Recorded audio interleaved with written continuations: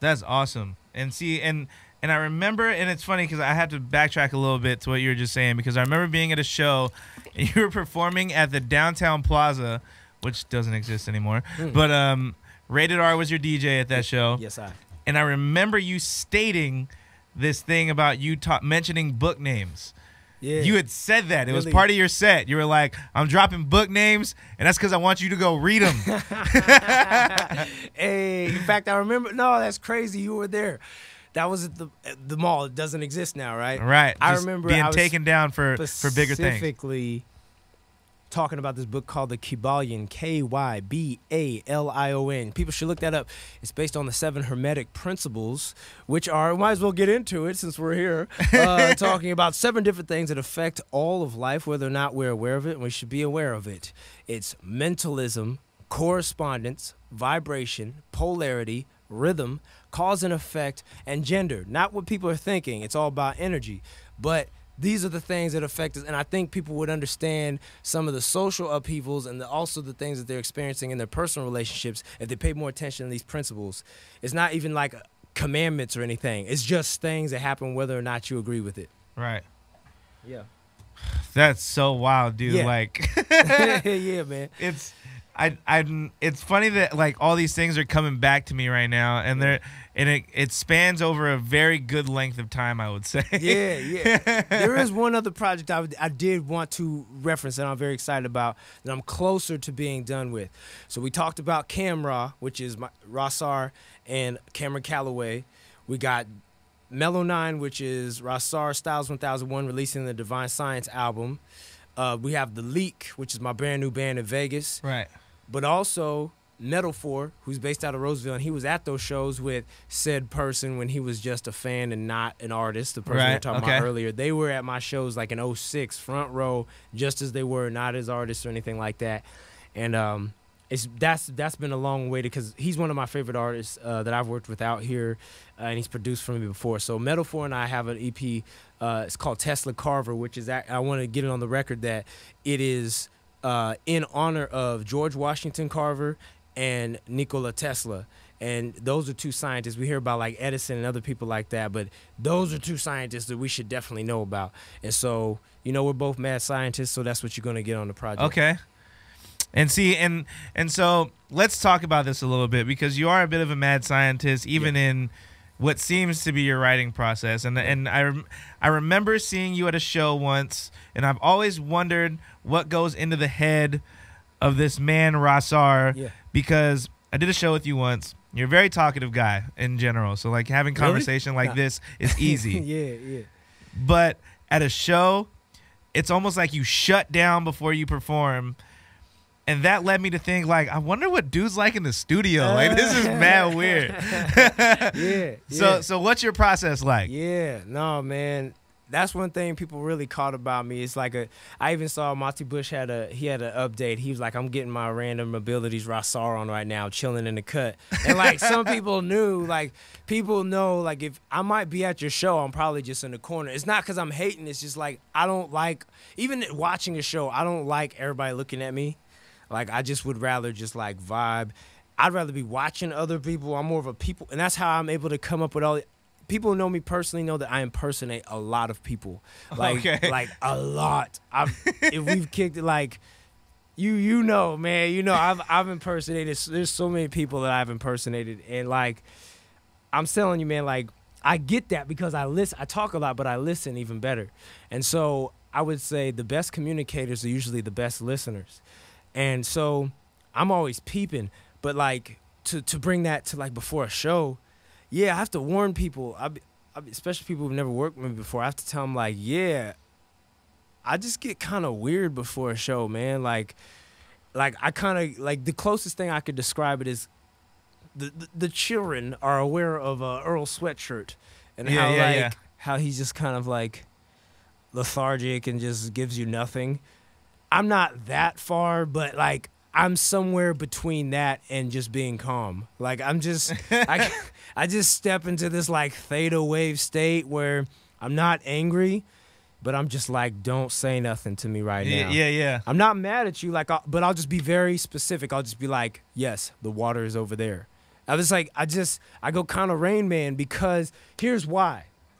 I do it because I understand the level of energy that I'm about to bring, especially if it's a significant performance.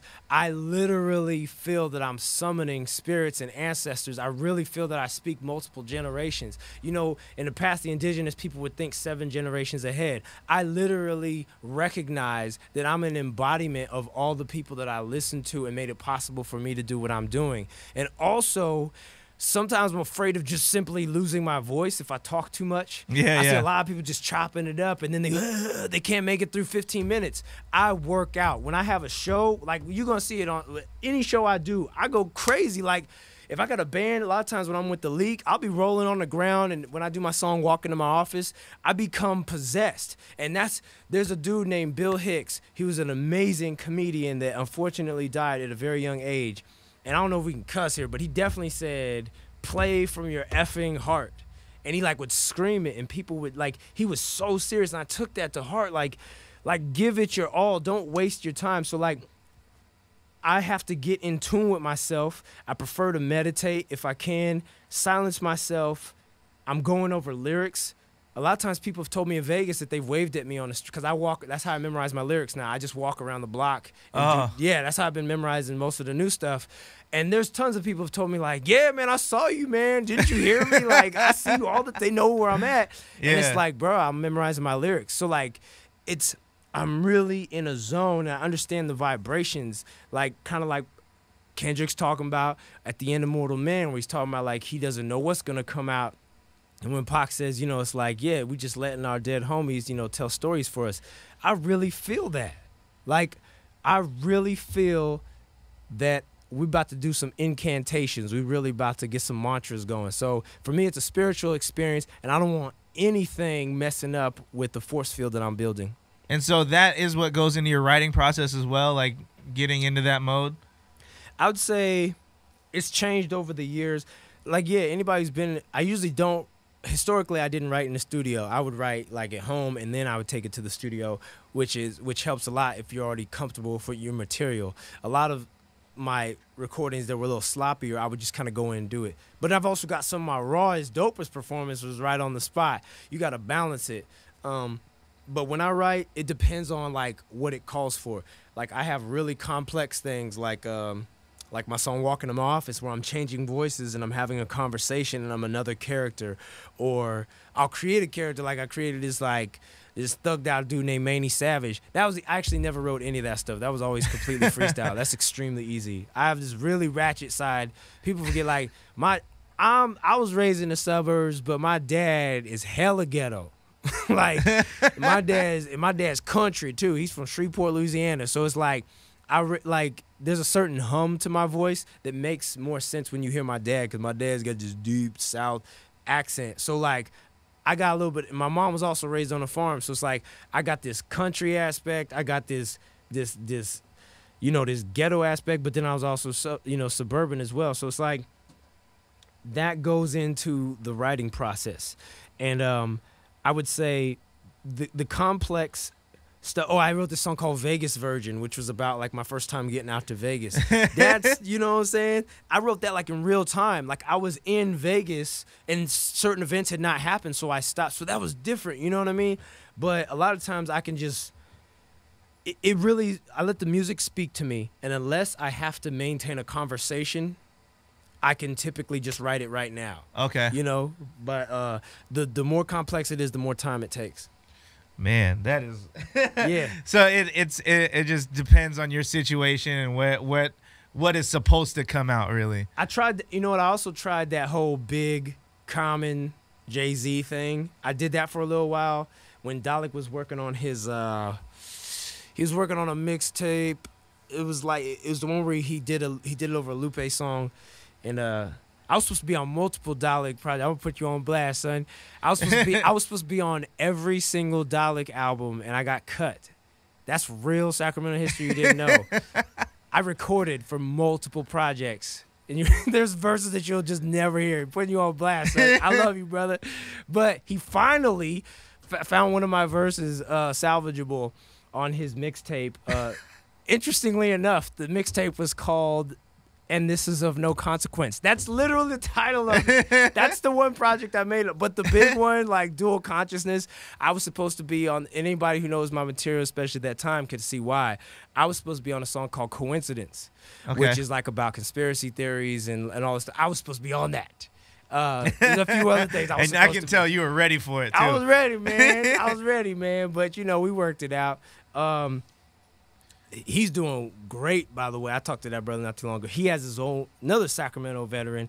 He just did a one-man show in Sacramento called Spirit Trials, which is based off his album. Like, that's what I want people to see. Take this to another level. Like, don't just rap, or don't just do poetry, or don't just play your guitar. Like, and that's something that being in Vegas showed me, and dealing with people like that. Like, okay, because I literally ran away from home and joined the circus. That's why I moved to Vegas. I worked for this thing called Vegas Nocturne.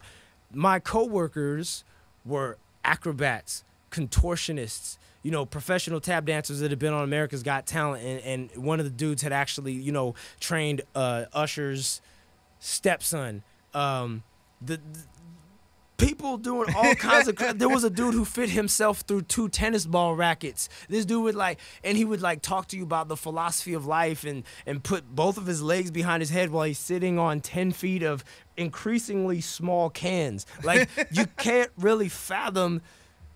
There was a woman who literally shot a bow and arrow with her feet and hit a target every single night, 4 nights a week from like 30 feet away. This is who I worked with. So when I'm around that, you start seeing like, okay, you're dope. Cool. What else is new? Or like you go to New York, like everybody, well, that's one myth I'd like to dispel. Not everyone in New York is dope. Like, they're dope and there's a lot of competition, but I've been there. I've been a lot of different places.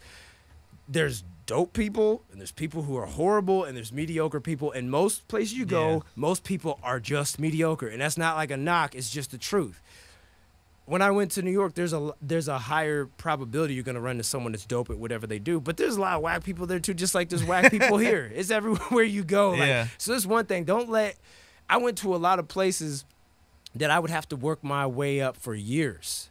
But because I got in on the right situation and because I'm real, I got respect. Like, first show I ever did in New York was at the legendary Blue Note Jazz. You know, like, Sick. you know what I'm saying? Like, that's where Miles played. Yeah. You know what I'm saying? Like, Ruben Studdard and Layla Hathaway was going to be like the next week. And, you know, so it's like, you don't have to, all you got to do is work on your craft and work on your showmanship, because there's a lot of people who have showmanship, but they're weak in terms of their art. And there's a lot of artists who don't know how to present. Once you put those together, it's really hard to stop that. That's what I would say. I feel like after all of this settles in with you a little bit more and after your next project drops, I feel like we're going to have a whole lot of extra to talk about. Ooh, yeah, man, yeah. No, I feel like this is going to be like a whole new thing on the other side. I feel like we're sitting right before the fence. Yeah. And once we jump over that, there's going to be a whole new thing. Oh, man, all day, man. Yeah, many things coming down, man. Like, I'm just fortunate.